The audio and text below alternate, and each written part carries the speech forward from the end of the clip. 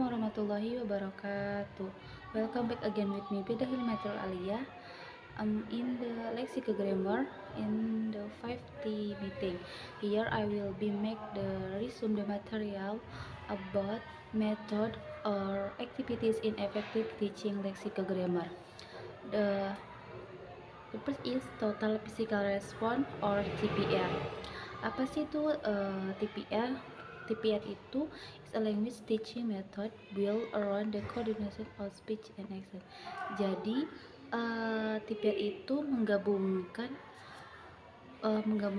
speech dan aksi, berbicara dan aksi secara langsung. The characteristic of TPR. Apa sih karakter TPR itu? Yang pertama ada listen. Listen, dimana siswa itu pertama mendengarkan apa yang guru perintahkan. Yang kedua adalah watch. Setelah guru itu memberi instruksi atau memberi contoh, maka siswa itu akan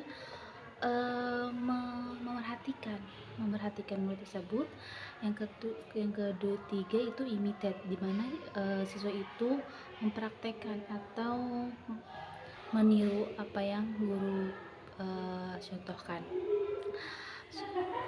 So what is the application of TPR? The first is learning keyword. Jadi kita harus belajar keyword, kata kuncinya terlebih dahulu agar siswa itu mudah paham. Yang kedua, understanding sentence, memahami kalimat. Ketiga, listening to instruction, mendengarkan instruksi dari guru, apa yang harus siswa lakukan, apa yang harus siswa itu praktekkan ketika belajar nanti. Yang keempat adalah imitating action, siswa itu menirukan apa yang guru perintahkan. The next is principle of TPR. The first is listening ability and vocabulary must be developed first. Jadi pertama itu kita harus mengembangkan listening, vocabulary terlebih dahulu. Yang kedua, regular repetition, pengulangan supaya mudah diingat.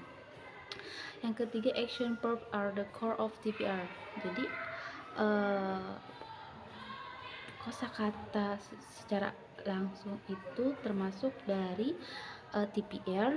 Yang terakhir itu there must not be any stress in class. Jadi gimana caranya di kelas itu jangan dibuat stres, tapi buat semenyenangkan mungkin. Nah, dalam setiap metode pasti ada punya kekurangan ataupun kelebihannya. In TPR there is as advantages. The first is help learners achieve fluency fostering in learning language.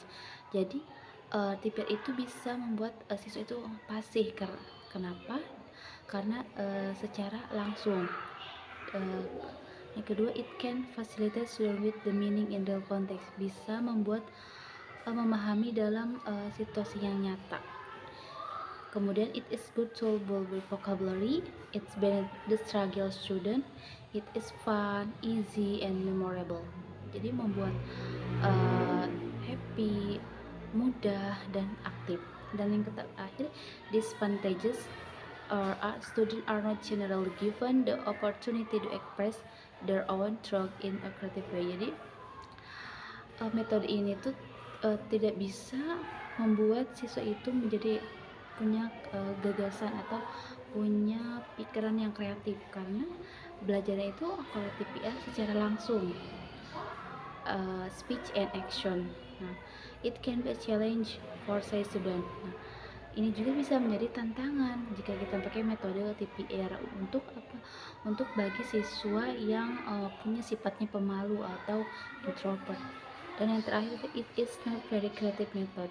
Nah, metode TPR ini tidak bisa digunakan dalam semua pengajaran, hanya bisa digunakan beberapa saja. That's all from me. Thanks. Wassalamualaikum warahmatullahi wabarakatuh.